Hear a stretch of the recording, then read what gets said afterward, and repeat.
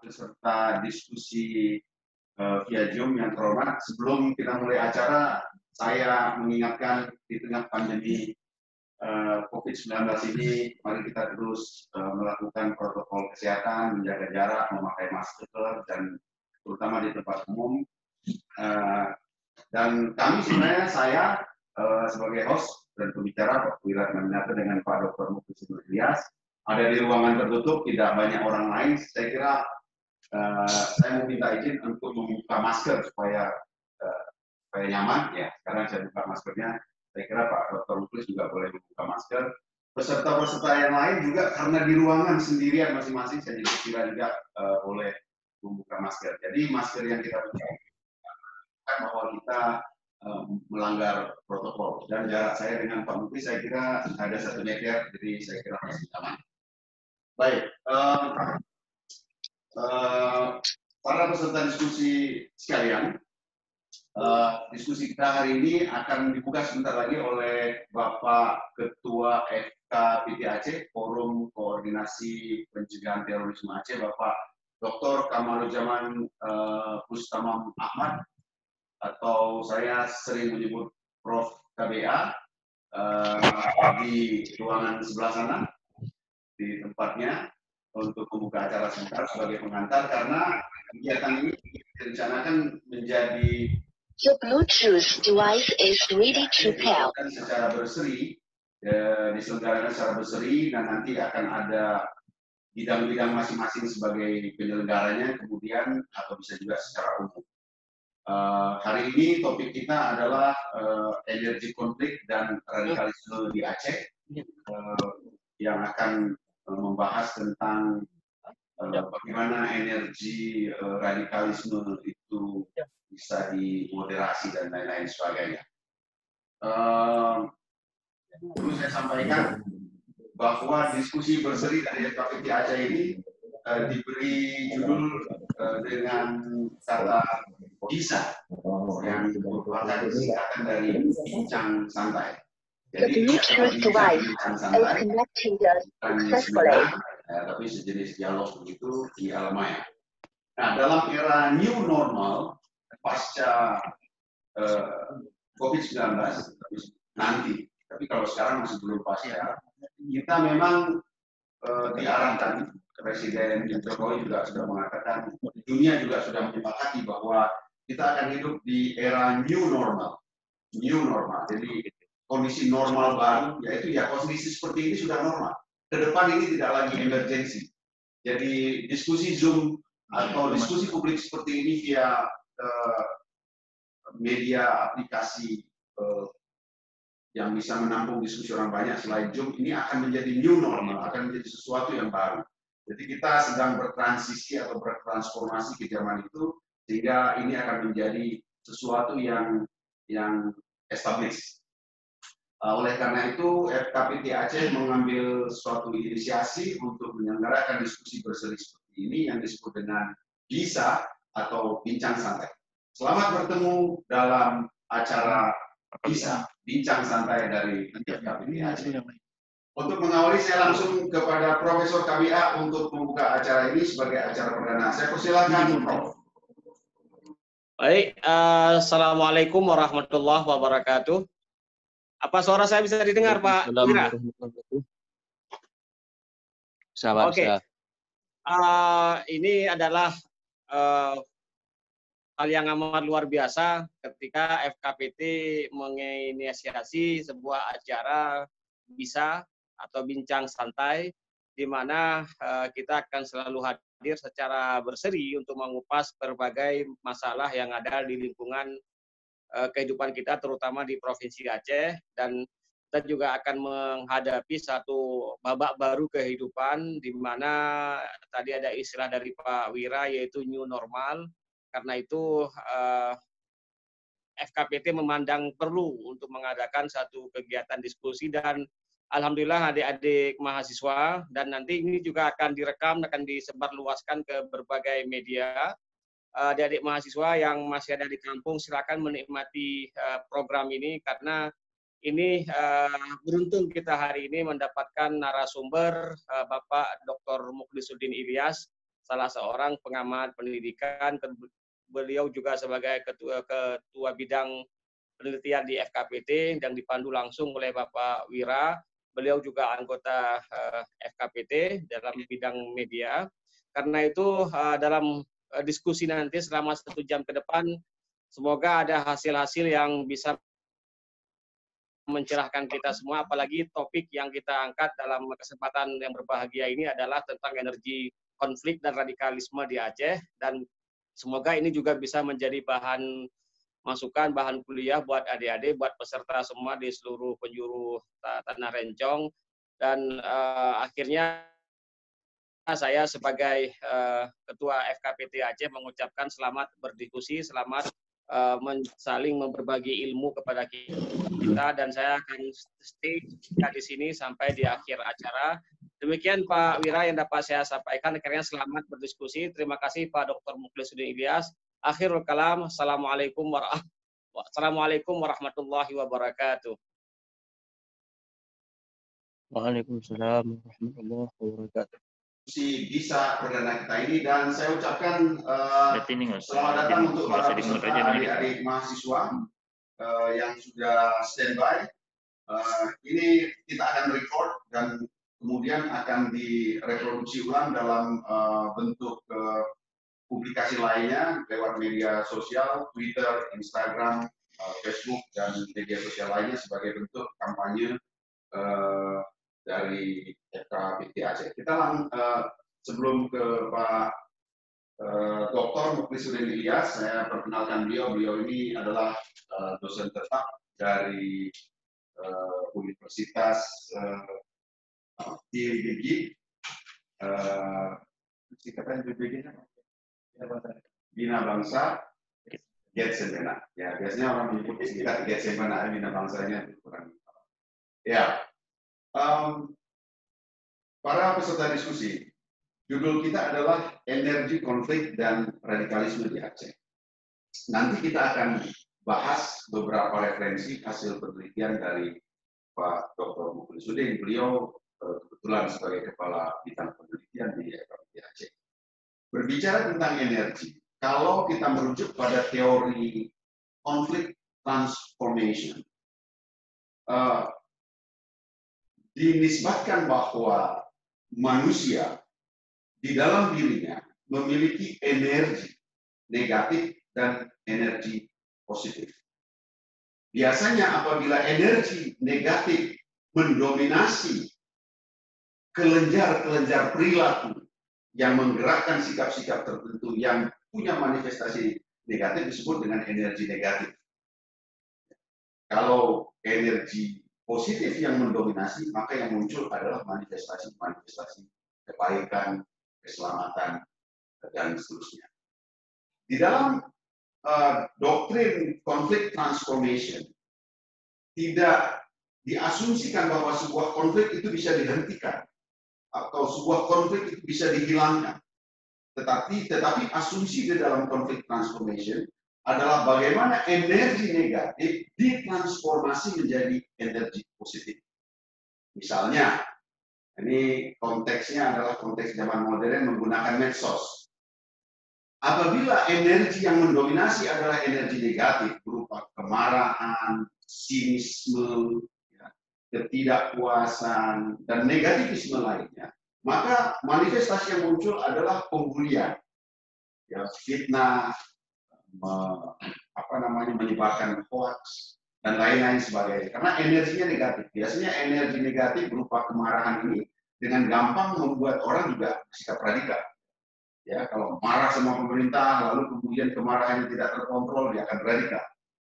Marah daripada kelompok tertentu dalam konteks agama tidak bisa mengontrol itu dengan kerangka berpikir keagamaan yang mendamaikan, maka kemudian orang akan bersikap radikal. Itu juga hal-hal yang lain. Termasuk juga hobi. Ada orang yang disebut dengan junkies untuk adrenalin junkies.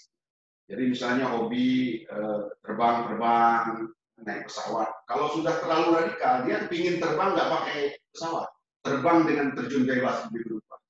Ya, nanti dari pesawat udah tinggal 100 meter baru dikembangin sayap. Itu sikap-sikap radikal yang memang bisa berkonotasi bahaya. Nah, oleh karena itu, maka dalam konteks Ramadan dan juga dalam konteks pandemi COVID-19, ya, sebenarnya kita sedang diajak untuk meredam energi-energi negatif kita supaya bisa ditransformasi menjadi energi positif.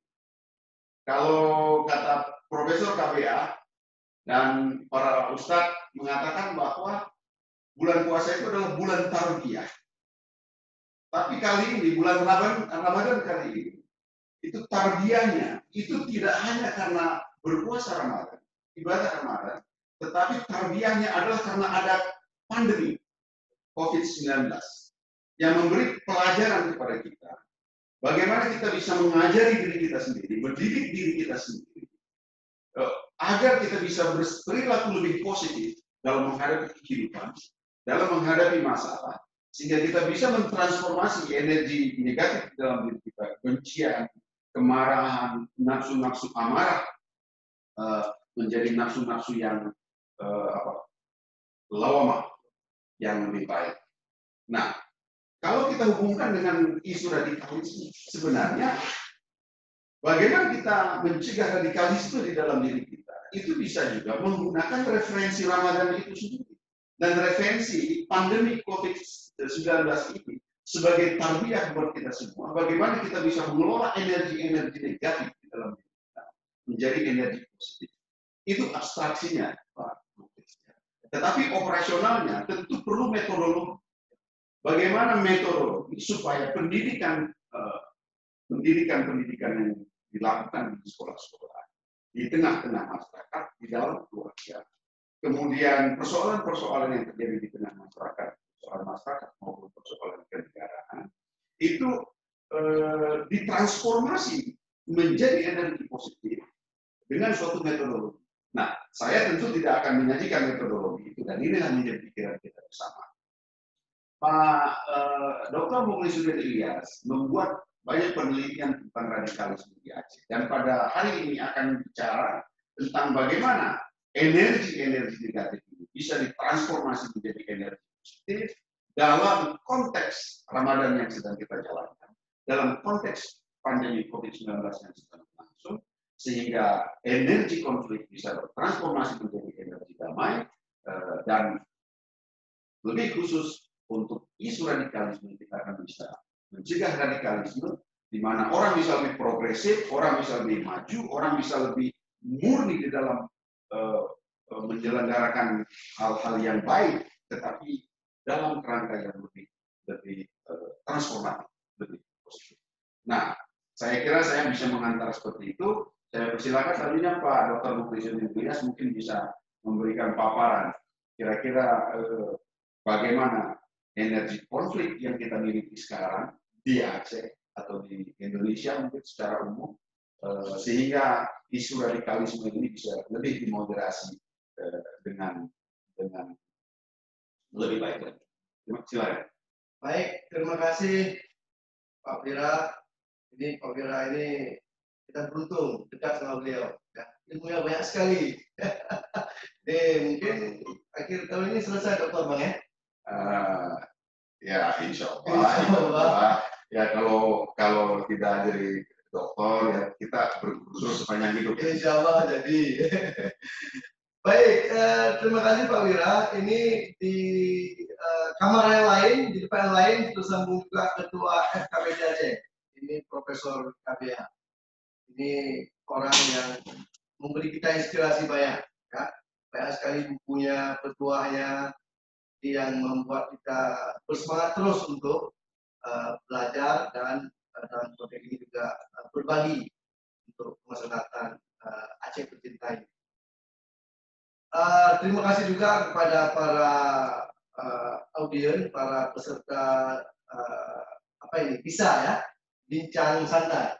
Ya, terima kasih kepada para peserta yang hadir melalui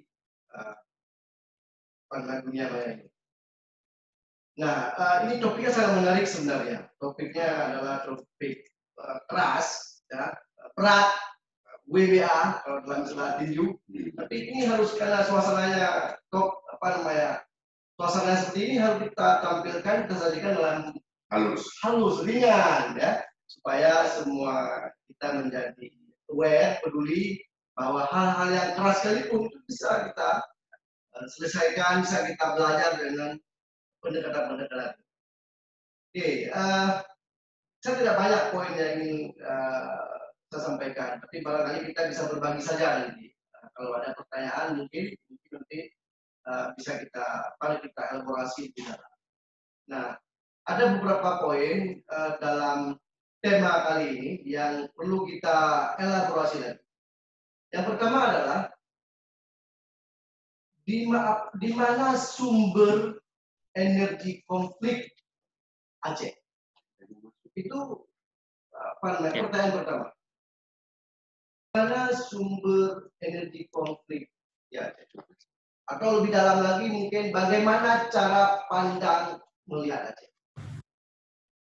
Nah, pertanyaan yang pertama ini adalah di mana sumber konflik. Jawaban pertama itu sumber konflik Aceh itu ada pada orang Aceh. Dan dalam internal orang Aceh.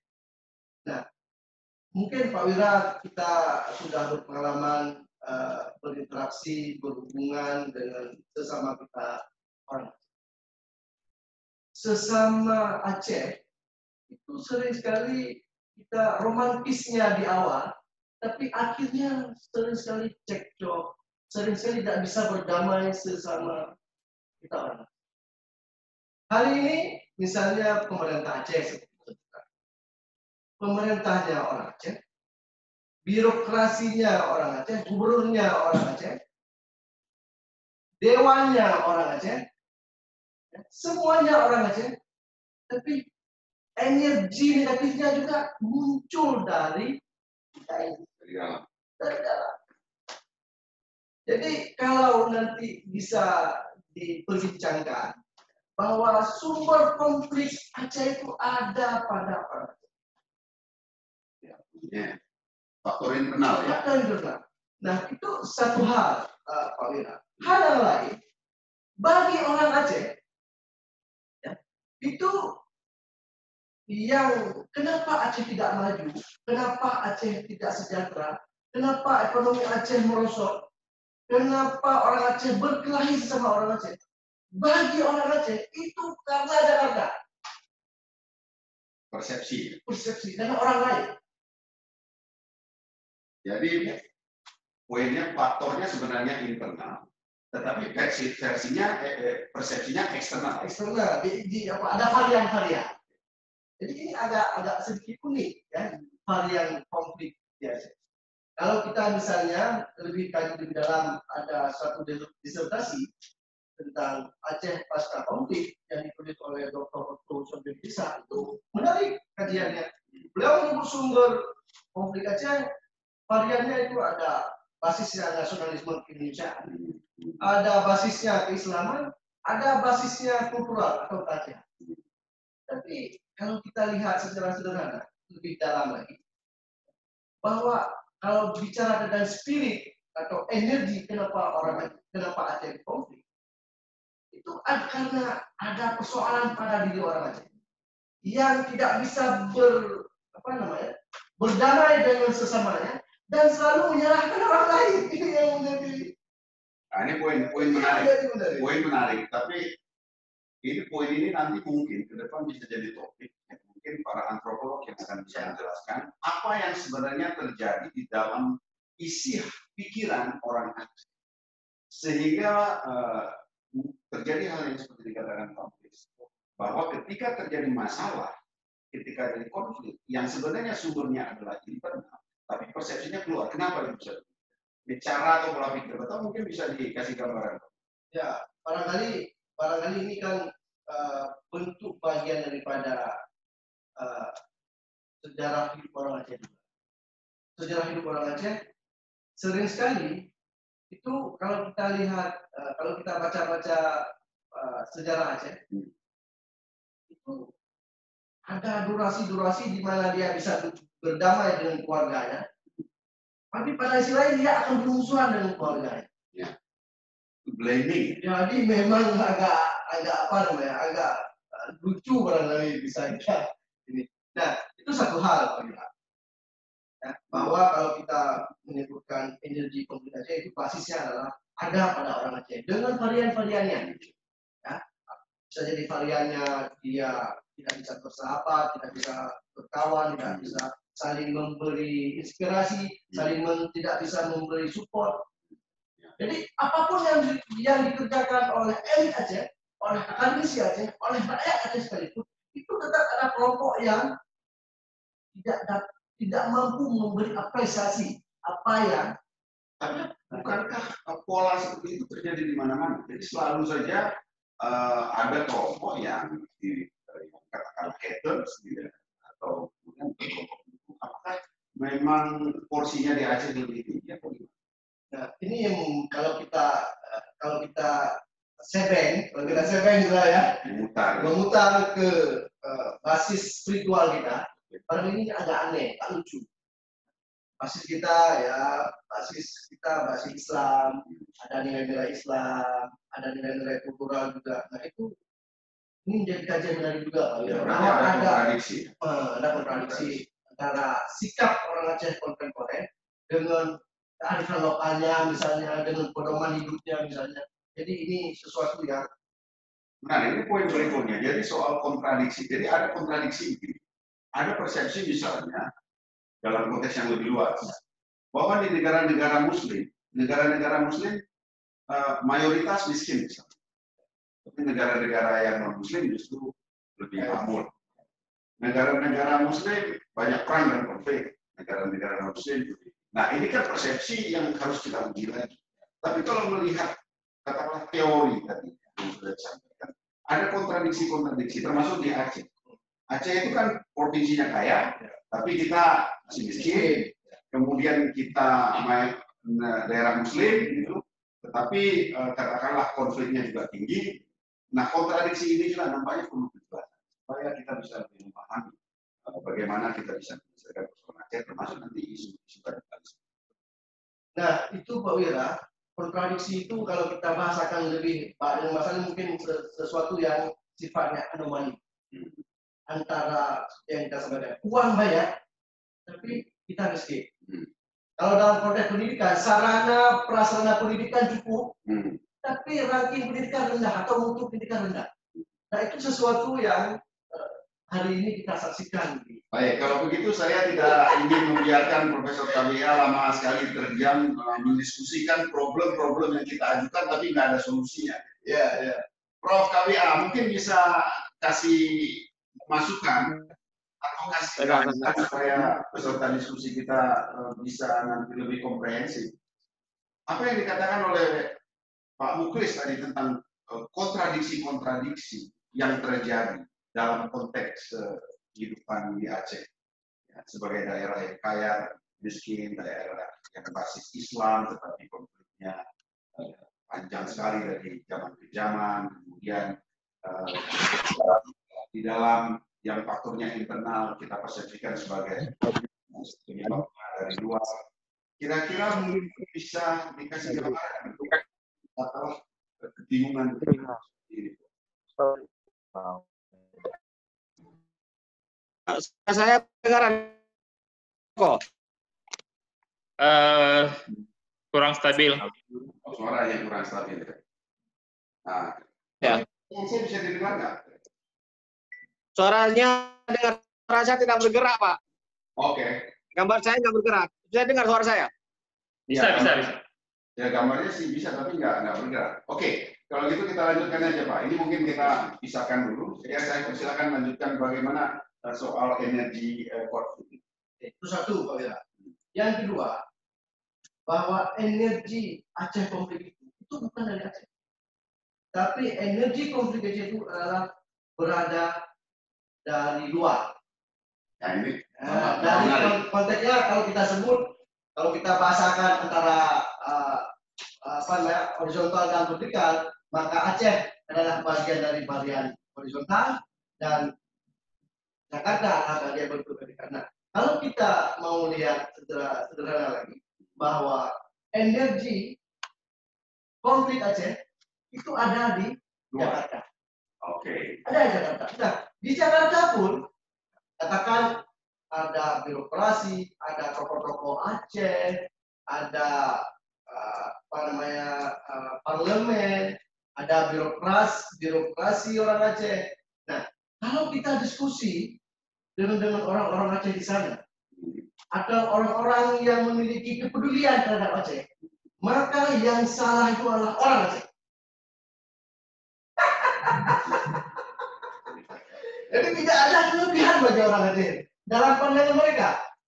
Jadi orang Aceh ini dalam pandangan mereka adalah sesuatu yang tidak bisa bersyukur, sesuatu yang kenapa dengan anomali tadi tidak bisa kita lebih progres. Nah, kalau misalnya kajiannya adalah ekonomi misalnya, kalau kajian ekonomi dalam pandangan bagi orang-orang yang di Jakarta, tidak ada salahnya orang Aceh. Tidak bisa mengelola dana. Dan itu hanya tidak sebagai sebuah wacana, seringkali sikap dan perasaan seperti itu dimanifestasikan dalam manuver dan gerakan politik yang sangat keras. Pasti. Jadi di situ radikalisme itu muncul. Nah, yang ingin kita samakan, dua-dua ini, jadi energi konflik ini, kalau kita lihat, kalau kita hubungkan dengan definisi radikalisme, memiliki hubungan, memiliki korelasi. Energi konflik dengan radikalisme itu akan bersatu dia pada satu titik tertentu. Ini kelihatannya ketemu dengan satu teori konflik yang melihat segitiga aktor, persepsi, dan persepsi, aksi, dan aktor. Jadi ada segitiga. Nah, jadi di sini dalam hal ini berarti aktornya itu ada di Jakarta, juga ada di Aceh. Gitu. Persepsinya yang seperti tadi dijelaskan, gitu kan. Apa satu lagi tadi aksinya jadi bisa begitu tajam atau radikal sehingga politiknya kelihatan begitu panas. Nah, kira-kira kalau kita masuk ke sedikit secara metodologis, kira-kira kerangka apa yang bisa memoderasi situasi? Itu yang menarik, Pak Wira. Jadi pada sisi lain, pada satu sisi kita memiliki energi konflik. Dengan varian dua tadi, dari Aceh dan dari Jakarta. Pada sisi lain ada kelompok yang begini, janganlah seperti ini. Kita harus kembali kepada nilai-nilai. Nah, puncanya itu bisa dilihat tahun 2010. Ada pelatihan terorisme di Jali Janto. Tapi sebelum itu, sebelum 2010, 2009, 2008, itu sudah mulai aksi-aksi radikal sebenarnya. Sebelum mengarah ke teroris. Kenapa itu terjadi? Karena ini bersatunya ini, energi itu sudah ada. Baik itu orang Aceh atau orang di luar Aceh yang bersimpati dengan Aceh. Jadi ketika dua energi ini bersatu, maka muncullah radikalisme yang bisa jadi mengarah kepada terorisme. Jadi kalau kita kaji lebih dalam, aksi terorisme pelatihan di Jali Janto 2010 itu dimulai dulu dengan fase-fase yang kita sebut dengan intoleransi. Itu sudah mulai 2006, 2007, 2008 itu sudah mulai intoleransi. Pada sisi lain kita disibukkan dengan rekor pada waktu itu. Tapi orang lain ada yang peduli terhadap ini karena dia ada energi kan. Peduli supaya Aceh itu lebih baik karena orang Aceh Islam, dominan Islam dan segala macam memiliki sumber daya yang luar biasa. Dalam teori konflik ada istilah yang disebut dengan spiral of conflict, spiral konflik. Nah, kalau kita misalnya lihat satu spiral pertama adalah pada pasca tsunami, jadi ada suatu transisi atau transformasi sosial, politik dan budaya. datangnya bantuan besar, datangnya orang-orang asing ribuan sampai ke Aceh, lalu terjadi pembangunan besar-besaran, kemudian itu ada dampak sosial ekonomi yang terjadi. Lalu kemudian waktu itu kan dibarengi dengan damainya RI GAM relatif pada periode yang sama. Jadi ada transformasi dari konflik menuju damai. Ada siklus sedemikian rupa, ada tahapan-tahapan itu terjadi begitu cepat sampai dalam konteks terorisme ada pelatihan dijalin dan itu ditandai dengan intoleransi. Tapi kan kemudian selesai dalam arti ketika kasus Jalin katakanlah ditangani oleh negara. Ini sudah selesai satu putaran. Nah, dari pasca Jalin kemarin, di mana juga terjadi tahapan-tahapan seperti putaran spiral yang baru. Apakah menurut Pak Muklis terjadi putaran spiral yang baru karena pasca Jalin juga terjadi tanda-tanda meningkatnya radikalisme dengan banyaknya intoleransi.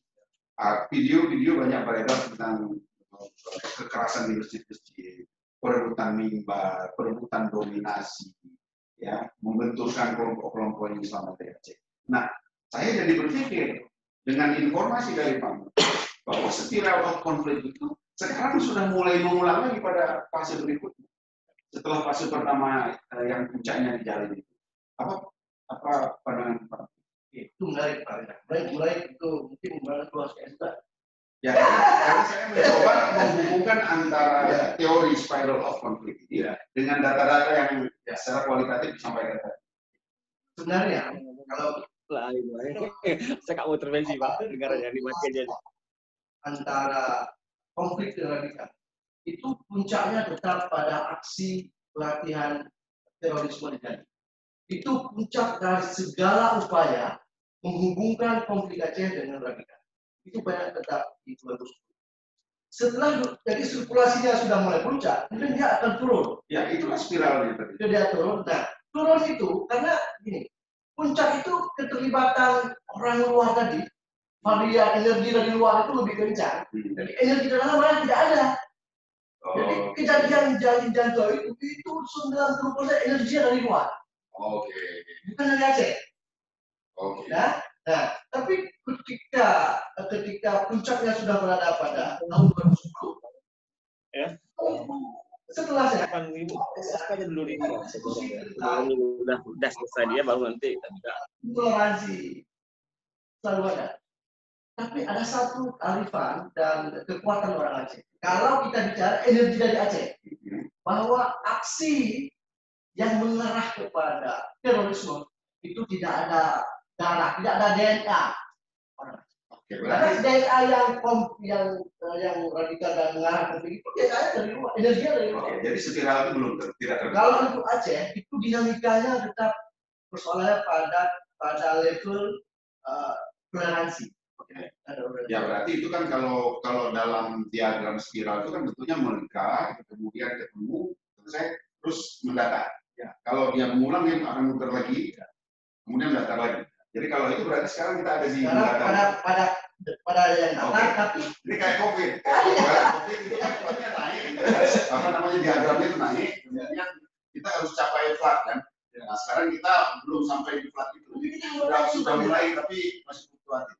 Kita betul pada sekarang posisi kita pada datar dengan toleransi beberapa kejadian itu dinamika. Tapi kalau ini tidak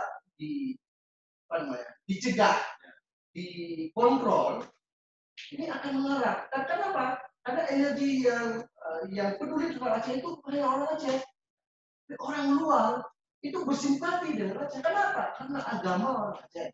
Karena Aceh itu memiliki sejarah yang luar biasa. Kalau kita rujuk pada pendekatan konflik transformation, di mana energi negatif harus dimoderasi sedemikian rupa sehingga dia membentuk sebuah energi baru dan lebih positif. Kira-kira pendekatan metodologisnya apa?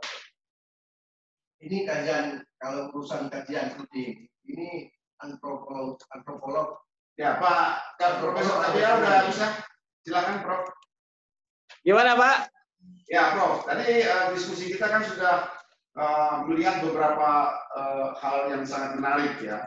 di mana Ya. Energi konflik yang ada di Aceh itu dibentuk dalam suatu pusaran kontradiksi, ya, di mana di satu sisi aktor konfliknya itu adalah di Aceh, tetapi persepsinya itu dari persepsi dari internal, ya,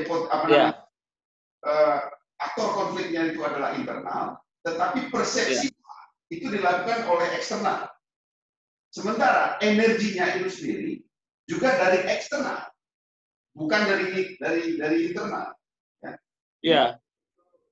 Bagaimana terjadinya peristiwa Jalin misalnya yang ditandai dengan intoleransi atau tanda-tanda menjelang radikalisme itu, tetapi kemudian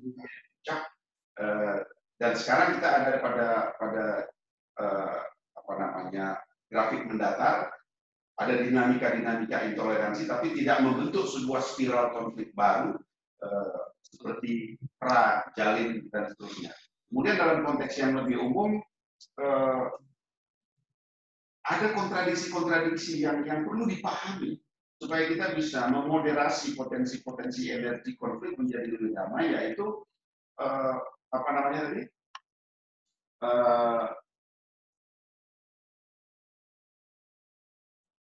sorry, saya agak terganggu dengan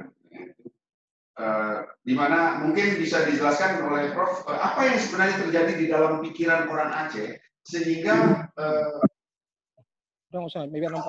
energi negatif baik yang dari luar maupun dari dalam. Oke, baik. Saya coba bukan menjawab tapi hanya menimbrung. Ini diskusi Pak Dr. Muklis Yulilia sangat dalam, ya. Saya nggak tahu apakah adik-adik mahasiswa saya bisa mengikutinya pada jam 2 sore ini, ya. Tapi dalam sekali karena kita bicara pada energi, pada bicara aktor, kemudian bicara pemicu dan pemacu konflik gitu, ya. Cuma tadi saya mencatat ada pergeseran, mungkin saya membuat sebuah istilah imajinasi. Jadi apa yang bergeser dari imajinasi orang Aceh hari ini dalam diri mereka, baik ketika mereka mendefinisikan diri sebagai dalam bentuk bingkai keacehan. Tadi disebutkan ada disertasinya Pak Otto, dia bicara tentang keacehan, kemudian dia bicara tentang keislaman, kemudian dia bicara juga tentang keindonesiaan. Jadi masyarakat Aceh itu memiliki imajinasi tersendiri terhadap kedirian mereka. Hanya saja apa yang dibayangkan oleh orang Aceh hari ini itu tidak bisa diwujudkan, atau asa itu adalah harapan orang Aceh itu tidak bisa diwujudkan, bisa jadi oleh pemerintah yang setelah 2005 ini, atau ada sebuah apalagi pergeseran imajinasi terutama setelah 2004, yaitu pada saat setelah Rehab Rekon, kemudian 2005 kita ada proses perdamaian, ada dua hal besar yang terjadi dalam masyarakat Aceh. Nah, proses perubahan imajinasi ini yang terjadi secara otonom dan tidak ada sama sekali intervensi pemerintah di sana. Jadi pemerintah memiliki program sendiri. Kalau dalam bicara damai, ya, misalnya gerakan-gerakan kebudayaan, gerakan-gerakan yang bersifat kultural itu jarang sekali mendapat tempat di dalam imajinasi orang Aceh hari ini. Sehingga proses pendefinisian imajinasi itu tidak diisi oleh orang Aceh sendiri, tetapi diisi oleh produksi-produksi imajinasi, atau tadi yang disebut oleh Pak Muklis, energi dari luar, karena kosong. Jadi orang Aceh tidak punya apa yang dia bayangkan hari ini, itu tidak jelas konsepnya.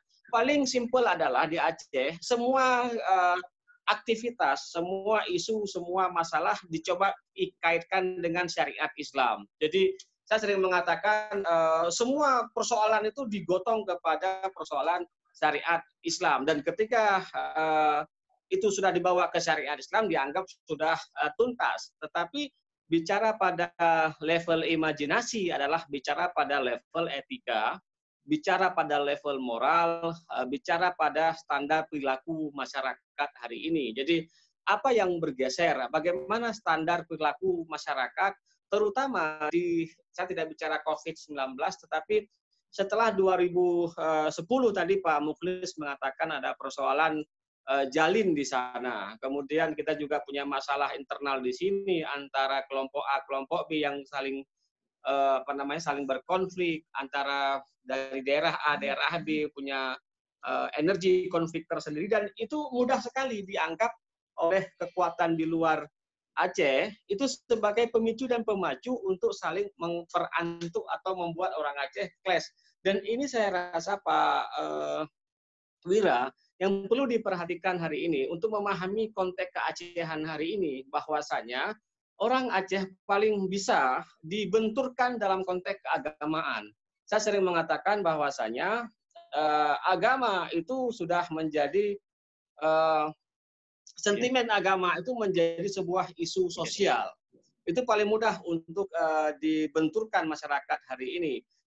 Apapun masalah yang terjadi di luar agama, tetapi biasanya dibawa kepada ranah agama. Sehingga akhirnya orang Aceh, kalau dalam bahasa Aceh, jalan di tempat, atau dia tidak punya suatu move, atau tidak punya suatu keluar dari cara pandang dia tadi yang saya katakan, rasa sebagai keacehan, keindonesiaan, dan keislaman dia. Dan ini yang saya rasa tidak diisi oleh orang-orang yang concern dengan isu-isu tentang masyarakat Aceh. Maksudnya adalah orang Aceh itu, ini sekarang contohnya begini Pak Wira. Coba dibayangkan, orang sekarang akan ada jalan tol. Ya. Kita akan punya jalan tol dari Bintang itu sampai ke Laksa. Ya. Itu akan Medan Pak ya? Ya. Ya. Itu Sampai ke Medan. Ya. Iya, sampai ke Medan. Kita akan memiliki sebuah perubahan sosial yang amat luar biasa ketika tol itu hadir dalam masyarakat Aceh. Dan di sana nanti akan terjadi proses dialektika di antara mereka. Bagaimana dan apa yang akan terjadi ketika jalan tol itu jadi dan bisa menghubungkan Banda Aceh dengan Medan sekian belas atau sekian jam, dan jalan jadi masyarakat Aceh. Dan ini kan sesuatu yang belum terpikir. Kemudian itu diisi ID-nya. Mukhlis sampaikan tadi itu artinya diisi oleh orang lain, diisi oleh orang lain, ruang-ruang imajinasi orang Aceh itu, sehingga dia tidak menjadi tadi yang dikatakan oleh Pak Wira, tidak menjadi aktor. Nah ini dia, karena proses cara berpikirnya tadi itu dia tidak punya suatu arah dan tujuan visi tentang keacehan, keindonesiaan, dan keislaman, sehingga ruang yang kosong tadi dalam persoalan imajinasi itu yang diisi oleh orang lain. Seakan-akan kita orang Aceh tubuhnya dipinjam, di hijack dalam bahasa Inggrisnya, tetapi disorientasi atau kehilangan idealisme atau apa yang hilang sebenarnya dari diri orang Aceh? Kalau saya boleh mengatakan kehilangan imajinasinya, Pak. Jadi social imagination-nya itu loss, dan produksi untuk sosial imajinasi itu tidak ada usaha untuk itu. Karena apa? Karena masyarakat hari ini itu ingin segala instan. Oke. Segala instan, dan dia ingin cepat mendapatkan segala sesuatu, sehingga hal-hal yang bisa dipikirkan secara substansial, secara esensi itu dilakukan oleh orang non-Aceh. Dan ini yang kita anggap kemudian kita kalah dengan orang lain, dan kita menganggap bahwasanya kita tidak menjadi pelaku, hanya menjadi penonton. Demikian Pak Wira dan Pak Dr. Mukhlisuddin. Ya, terima kasih Prof. Para peserta diskusi, waktu kita tersisa 5 menit lagi dari Zoom karena ini masih belum berbayar ya. Jadi saya tidak mau membungkus itu, kita semua sudah dengar. Ada yang ingin menanggapi, saya persilakan. Tetapi sebelum ditanggapi, saya ingin menggarisbawahi bahwa ada satu agenda utama keacehan yang harus kita coba serius ini ke depan adalah the loss of the Acehese social imaginations. Ya, itu barangkali menjadi suatu term yang bagus untuk kita kembangkan berikutnya. Jadi kehilangan imajinasi sosialnya sehingga terjadi kehampaan di dalam diri, ada disorientasi, gagal menjadi aktor bagi dirinya sendiri, dan terinfluence oleh energi-energi negatif dari luar. Tapi mudah-mudahan ini tidak menyalahkan eksternal lagi. Saya persilakan dulu ditangkap yang lain, nanti biasanya 5 menit lagi ini akan berakhir. Saya persilakan pesertanya. Silakan kalau ada pertanyaan adik-adik. Ada yang mau tunjuk tangan? Pak Fahri, Pak.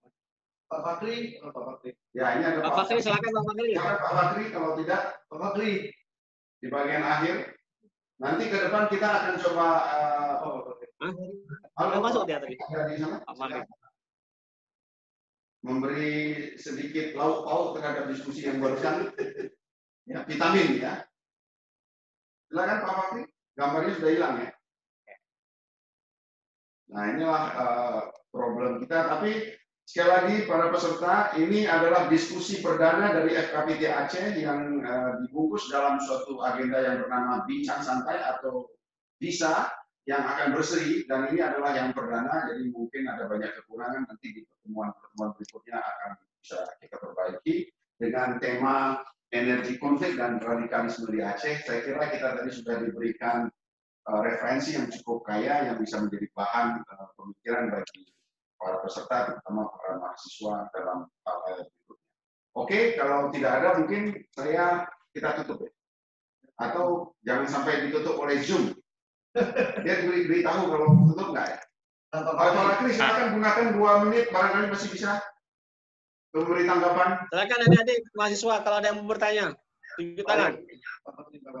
Saya lihat Pak Fakri sudah muncul. Silakan tanggap, berikan masukan Pak Fakri.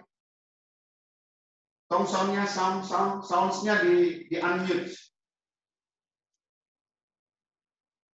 Sound, suaranya, voice-nya. Nggak dengar suaranya Pak Fakri. Ya, oke. Sudah dengar Pak suaranya. Wira dan Pak Muklis, kawan-kawan, saya sami'na wa ta'na aja karena saya ini baru datang. Jadi saya apresiasi aja acara ini sangat baik. Jadi saya pikir saya ambil hikmah aja pada hari ini dulu. Ya. Ya, itu Dr. Fahri dari UIN ya. Beliau peserta aktif dalam diskusi ini. Untuk berjaga-jaga mungkin dalam 1-2 menit kita akan berakhir, diputus jamnya dan diskusi perdana kita selesai. Saya persilakan sementara waktu masih ada adik-adik mahasiswa. Ini yang dia hilang Rohabdo itu saya kira lagi on. Silakan kalau mau menyampaikan sesuatu. Tidak? Coba di mute. Enggak, dia on nih. Lagi on. Suaranya nggak dengar. Ya. Halo, silakan aja bicara. Lupa hidupin mic apa ya? Ratna. Sarah, Amalia, silakan. Atau ada chat, tolong dibuka chatnya. Chat aja suruh. Ada chat. Oke.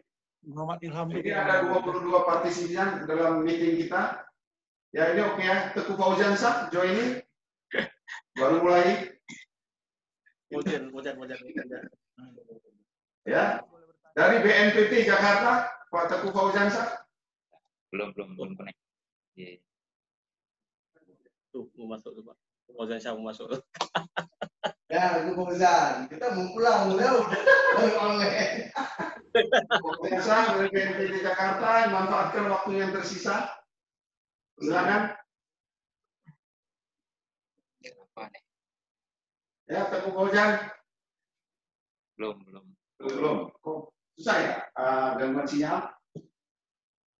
Ya, ini mungkin karena belum berbayar. Barangkali ada poin, barangkali Pak Wira. Ya, Ada poin akhir barangkali yang mesti menjadi ruang pembelajaran bagi kita semua dan juga bagi para bahwa energi konflik Aceh itu baik dari orang Aceh atau dari orang Jakarta, kemudian juga ada korelasi antara energi konflik dan radikalisme. Ini menjadi ruang pembelajaran bukan ruang perdebatan. Ini harus menjadi ruang pembelajaran supaya energi-energi ke depan itu lebih yang positif, lebih yang memberi dampak bagi ekonomi, bagi pembangunan. Ya. Jadi cara Islam sebenarnya harus menjadi bagian bentuk kemajuan, bukan kemunduran. Ya. Barangkali ini. Jadi mungkin PR-nya ya Profesor Fakri, ya Profesor KBA, bahwa kita harus menemukan atau mampu merumuskan sebuah metodologi bagaimana transformasi itu berlangsung, bagaimana transformasi itu terjadi dengan cara menemukan kembali imajinasi sosial kita yang hilang itu atau mereformulasi kembali. Itu mungkin akan menjadi topik kita selanjutnya. Ketua Pak Ujang dari BNPB Jakarta, saya persilakan di sisa pertemuan perdana grup bincang santai dari FKPT Aceh. Enak kali hadir ya. Oh, mengangkat 2 jempol. Adik-adik mahasiswa, saya persilakan memanfaatkan sisa waktunya. Berapa menit lagi? Pak, boleh bertanya, Pak. Saya Rohabdo. Pak Jalan mau bertanya. Cukup aja bisa ngomong? Ya, kalau sendiri. Siap, Pak Kabit. Ya. Silakan Ke Mojan. Silakan. Monitor Pak Kabit. Hormat Pak Ketua. Siap. Mantap. Siap, makasih Pak. Hujan. Oke. Baik. Kita bisa segera akhiri ya. Sudah selesai ya. Sudah 1 jam. Ya. Oke. Komentar terakhir Pak Ojan. Silakan beri komentar. Closing.